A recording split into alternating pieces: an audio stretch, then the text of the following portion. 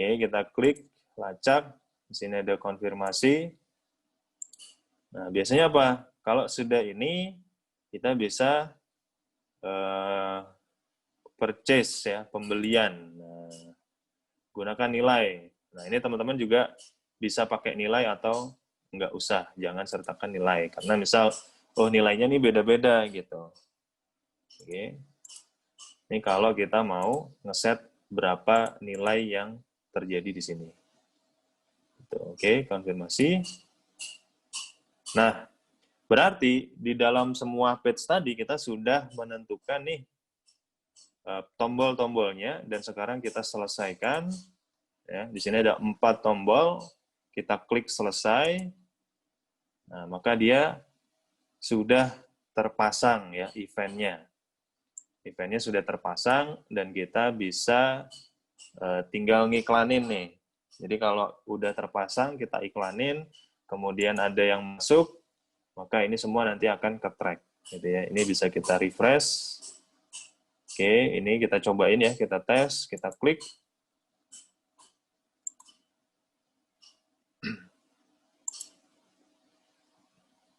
Oke, kita lihat di sini, ini sudah muncul atau belum.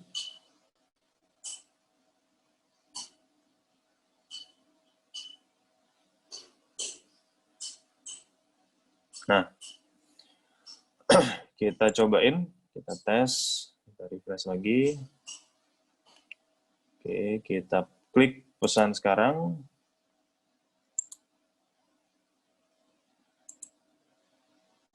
Kita bisa uji juga ya, cuma di sini kita lihat aja. Biasanya dia langsung nambah.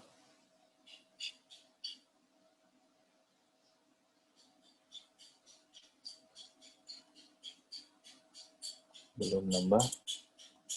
Nah, yang penting sebenarnya ini ya, kita sudah bisa pastikan bahwa ketika diklik, ini eventnya masuk. Gitu. Eventnya masuk pesan sekarang. Gitu ya.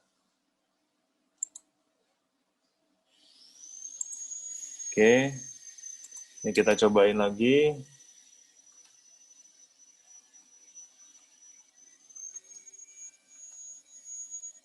Oke, ini kita cobain konfirmasi pemesanan. Nah, apakah dia masuk juga?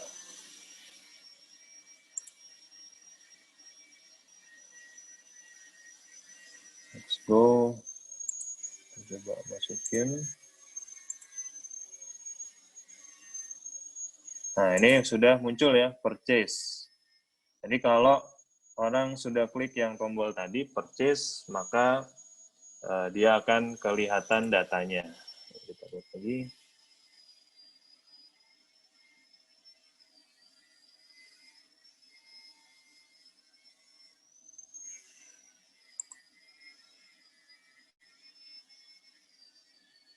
Tampaknya masih belum masuk di datanya. Mungkin agak delay gitu ya. Kita coba aja pakai yang ini. Kita klik. Nah, di sini harusnya, nah ini page view sudah ada, terus kita klik, dia harusnya nambah lagi ya. Kemudian kita klik yang pesan sekarang. Nah, prospek ya, jadi memang sudah terdetek.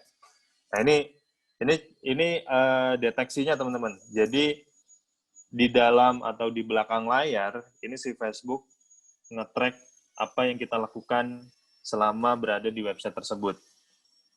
Ya, kalau misal ngelihat webnya berarti page view, kemudian kalau klik tombol yang tadi prospek, maka dia berubah jadi prospek. Jadi kita bisa tahu nih di dalam website kita itu sudah berapa orang yang ngeklik tombol prospek dan seterusnya. Gitu. Oke. Nah, jadi ini cara menggunakan Facebook Pixel-nya. Nah, implementasinya gimana, teman-teman? Oke, begini. Menarik nih. Saya coba rubah akunnya dulu ya. Oke, kita coba rubah akunnya. Ini tampilan Ads Manager baru. Jadi teman-teman yang jarang buka ini pasti kaget ya dengan tampilannya. Tampilannya sering berubah-ubah. Ya, yang penting adalah sebetulnya tujuannya sama, caranya sama. Jadi kalau teman-teman paham caranya, maka nggak akan kebingungan. Gitu ya. Oh, pakai yang ini aja. Oke, nah pengaplikasiannya gimana? Jadi di sini ada yang namanya pemirsa. Pemirsa itu audience atau target market. Jadi kalau kita sudah pasang pixel di website, maka kita bisa membuat yang namanya audience, ya, yang namanya audience. Nah, ini contohnya teman-teman. Jadi di toko IG itu saya sudah nge-track ya, teman-teman yang ada di sini semua ini sudah ke-track semua. Jadi orang yang sudah mengunjungi website toko IG. Ya, jadi ada 2.300 orang ini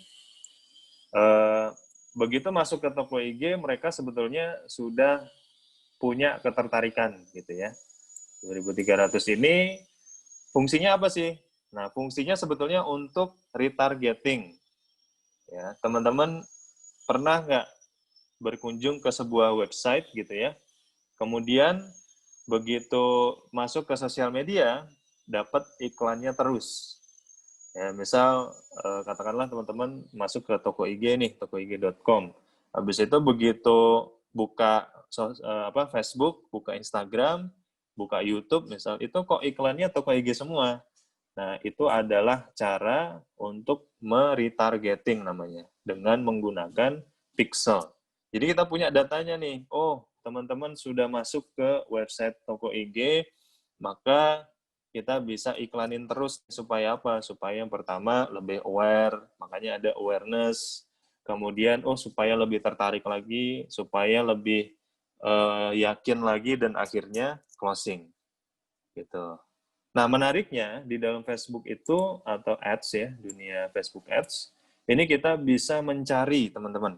Jadi kalau kita sudah punya 2.000 data orang yang berkunjung ke website kita, kita bisa menggunakan yang namanya lookalike audience. Apa itu lookalike? Jadi kita membuat 1,8 juta orang mencari 1,8 juta orang yang serupa dengan 2.300 ini. Gitu. Keren nggak tuh? Jadi 1,8 juta orang ini isinya mirip dengan 2.300. Artinya apa? Mirip ini adalah target market. Gitu. Jadi kita punya 1,8 juta orang yang mirip dengan target market kita sebesar yang tadi ya, 2.300 orang.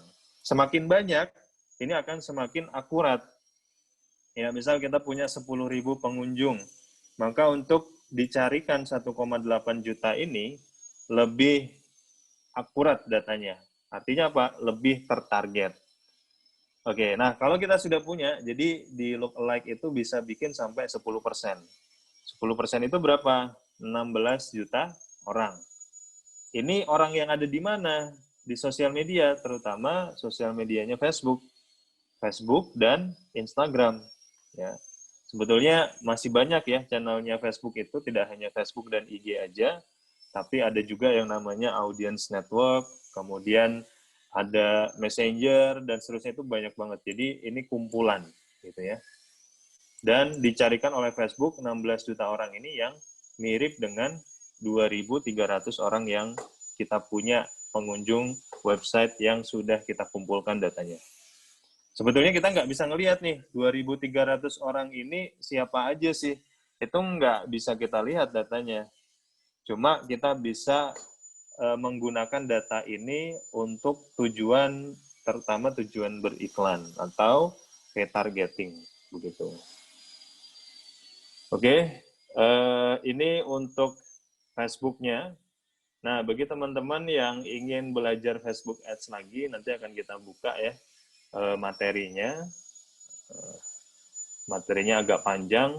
Ini sebetulnya di hari Selasa, teman-teman. Nah, nanti teman-teman toko IG bisa mengikuti webinar untuk Facebook Ads di hari Selasa. Oke, nah itu. Bagi yang masih kebingungan, ingin bertanya, silakan langsung ditanyakan. Untuk pixel kurang lebih seperti itu, kita akan masuk ke Google Analytics, gitu ya. Oke, ini cara untuk pasang pixelnya. Jadi cukup copy ID-nya aja. Oke, silakan bagi yang ada pertanyaan bisa langsung di chat ya.